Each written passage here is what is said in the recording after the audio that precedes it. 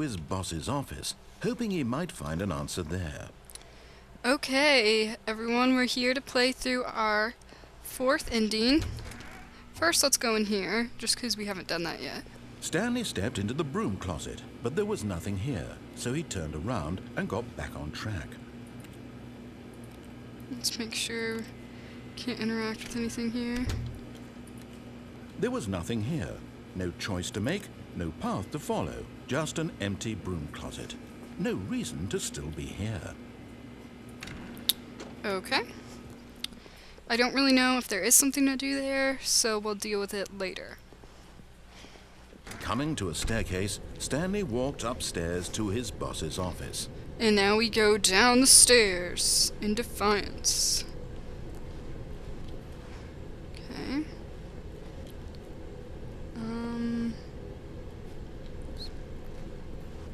But Stanley just couldn't do it. He considered the possibility of facing his boss, admitting he had left his post during work hours. He might be fired for that. And in such a competitive economy, why had he taken that risk? All because he believed everyone had vanished? His boss would think he was crazy. I would. And then something occurred to Stanley. Maybe, he thought to himself, maybe I am crazy. All of my co-workers blinking mysteriously out of existence in a single moment for no reason at all? None of it made any logical sense. And as Stanley pondered this, he began to make other strange observations. For example, why couldn't he see his feet when he looked down? Why did doors close automatically behind him wherever he went? And for that matter, these rooms were starting to look pretty familiar. Were they simply repeating? No, Stanley said to himself, this is all too strange. This can't be real. And at last, he came to the conclusion that had been on the tip of his tongue. He just hadn't found the words for it. I'm dreaming, he yelled. This is all a dream. Oh, what a relief Stanley felt to have finally found an answer, an explanation. His co-workers weren't actually gone. He wasn't going to lose his job. He wasn't crazy after all. And he thought to himself, I suppose I'll wake up soon. I'll have to go back to my boring real-life job pushing buttons. I may as well enjoy this while I'm still lucid. So, he imagined himself flying and began to gently float above the ground. This is happening. Then he imagined himself soaring through space on a magical starfield, and it too appeared. This is it was totally so happening. much fun, and Stanley marveled that he had still not This woken is so up. cool. How was he remaining so lucid? And then perhaps the strangest question of them all entered Stanley's head. One he was amazed he hadn't asked himself sooner. Why is there a voice in my head dictating everything that I'm doing and thinking? Now the voice was describing itself being considered by Stanley, who found it particularly strange. I'm dreaming about a voice describing me, thinking about how it's describing my thoughts, he thought. And while he thought it all very odd and wondered if this voice spoke to all people in their dreams, the truth was that, of course, this was not a dream. How could it be? No. Was Stanley simply deceiving himself, believing that if he's asleep, he doesn't have to take responsibility This is for a himself? circle. Stanley is as awake right now as he's ever been in his life. Now, hearing the voice speak these words was quite a shock to Stanley. After all, he knew for certain, beyond a doubt, that this was in fact a dream. Did the voice not see him float and make the magical stars just a moment ago? How else would the voice explain all that? This voice was a part of himself too. Surely, if he could just... He would prove it. He would prove that he was in control, that this was a dream. So he closed his eyes gently, and he invited himself to wake up. He felt the cool weight of the blanket on his skin, the press of the mattress on his back, the fresh air of a world outside this one. Let me wake up, he thought to himself. I'm through with this dream.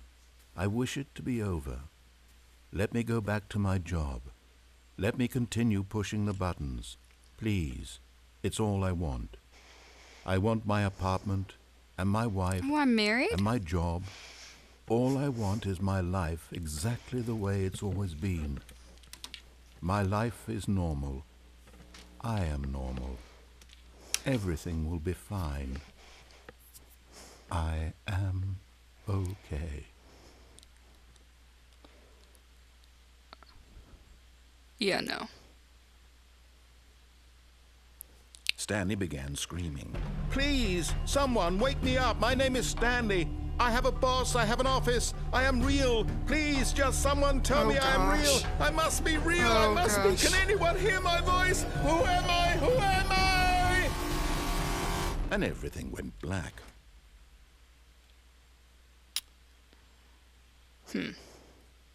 This is the story of a woman named Mariella. Excuse me now? Mariella woke up on a day like any other. She arose, got dressed, gathered her belongings, and walked to her place of work. But on this particular day, her walk was interrupted by the body of a man who had stumbled through town talking and screaming to himself, and then collapsed dead on the sidewalk. And although she would soon turn to go call for an ambulance, for just a few brief moments, she considered the strange man. That's fine, don't call the He was ambulance. I'll just obviously die. crazy. This much she knew. Everyone knows what crazy people look like. And in that moment, she thought to herself how lucky she was to be normal. I am sane. I am in control of my mind. I know what is real and what isn't. It was comforting to think this, and in a certain way, seeing this man made her feel better. But then she remembered the meeting she had scheduled for that day. The very important people whose impressions of her would affect her career, and by extension, the rest of her life. She had no time for this, so it was only a moment that she stood there, staring down at the body. And then she turned and ran. Thanks.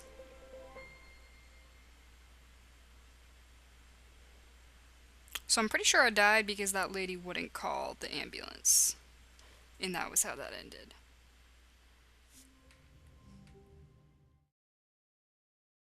Open door on his left. Okay, so for this ending, we're going to ignore a door on the left and go forward and see what happens. Ooh. Stanley was so bad at following directions, it's incredible he wasn't fired years ago. Do not lie. If you are lying right now, stop. Okay. Oh. This is pretty intense. Do not jump from the cargo lift while it's in motion. Look, Stanley, I think perhaps we've gotten off on the wrong foot. Oh. But in his eagerness to prove that he is in control of the story and no one gets to tell him what to do, Stanley leapt from the platform and plunged to his death. That just Good happened. job, Stanley. Everyone thinks you are very powerful. Okay, so I thought that was disabled, and I was just going to try to do it for fun and see if it didn't work, because I thought that's what the achievement said. Yep, apparently that was a lie, so we're going to go back and not jump to our deaths. Hold on a moment. Taken this detour on his way to the meeting room. Life without having experienced this room was now too horrible even to consider. I like that when he kills us, we actually get different dialogue for the same things that we repeated before. Yes, really, really worth it being here in the room. A room so utterly captivating that even though all your co-workers have mysteriously vanished, here you sit looking at these chairs and some paintings. Really worth it. Okay, let's go do this correctly this time. But eager to get back to business, Stanley took the first open door on his left. Not gonna do that. Alright, let's Stanley was so bad at following directions, it's incredible he wasn't fired years ago. We're not gonna jump off of it this time, okay, guys? Look, Stanley, I think perhaps we've gotten off on the wrong foot here. I'm not your enemy, really, I'm not. I realize that investing your trust in someone else can be difficult, but the fact is that the story has been about nothing but you all this time. There's someone you've been neglecting, Stanley. Someone you've forgotten about. Please, stop trying to make every decision by yourself. Now, I'm not asking for me, I'm asking for her. Is this the baby ending? Or the girl, or... This is it, Stanley. Your chance to redeem yourself. To put your work aside. To let her back into your life. What the heck? She's been waiting. This is weird. I'm freaked out.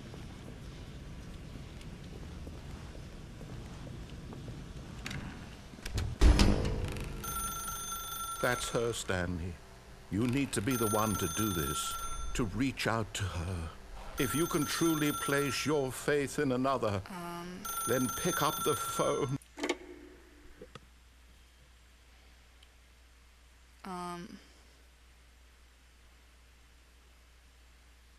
Oh, Stanley, is that you? Hold on, sweetie. Sorry to keep you waiting. I'm just pulling the bread out of the oven. Wait, is this my wife? All right. Okay, there we go. All right, now, I want you to come in and tell me all about your day. No, this is not real. Gotcha. Oh, come on. Did you actually think you had a loving wife who'd want to commit their life to you? You mentioned that earlier. I'm trying to make a point here, Stanley. I'm trying to get you to see something. Come inside. Let me show you what's really going on here. Okay, that was freaking terrifying. This is a very sad story about the death of a man named Stanley. Okay. Stanley is quite a boring fellow. He has a job that demands nothing of him, and every button that he pushes is a reminder of the inconsequential nature of his existence. I'm gonna press... Okay. Look at him there, pushing buttons, doing exactly what he's told to do. Now he's pushing a button. Now he's eating lunch. Now he's going home. Now he's coming back to work. One might even feel sorry for him, except that he's chosen this life. Okay, I'm gonna press something different. Well, let me. But in his mind, in his mind he can go on fantastic adventures. From behind his desk, Stanley dreamed of wild expeditions into the unknown, fantastic discoveries of new lands. It was wonderful. And each day that he returned to work was a reminder that none of it would ever happen to him. Okay. And so he began to fantasize about his own job. First, he imagined that one day while at work, he stepped up from his desk to realize that all of his co-workers, his boss, everyone in the building had suddenly vanished off the face of the earth. The thought excited him terribly. I don't want to do that. What happens if I don't press it?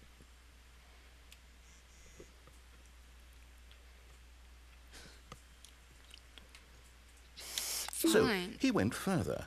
He imagined that he came to two open doors and that he could go through either. At last, choice. It barely even mattered what lay behind each door. The mere thought that his decisions would mean something was almost too wonderful to behold.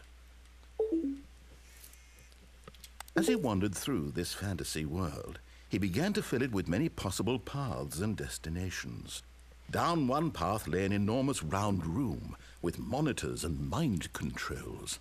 And down another was a yellow line that weaved in many directions. And down another was a game with a baby. I haven't done all of these and yet. he called it the Stanley Parable. It was such a wonderful fantasy, and so in his head he relived it again, and then again, and again, over and over, wishing beyond hope that it would never end, that he might always feel this free. Surely there's an answer down some new path, mustn't there be? Perhaps if he played just one more time. But there is no answer. How could there possibly be? In reality, all he's doing is pushing the same buttons he always has. Nothing has changed. The longer he spends here, the more invested he gets, the more he forgets which life is the real one.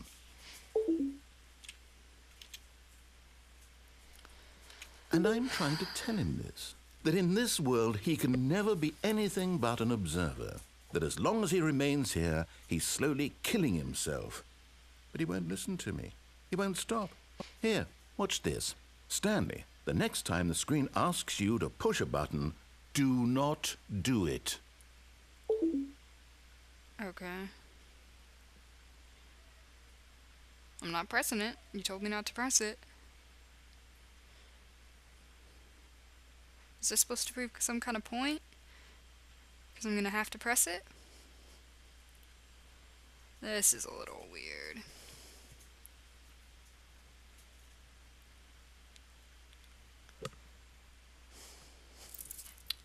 pressing You it. see? Can he just not hear me?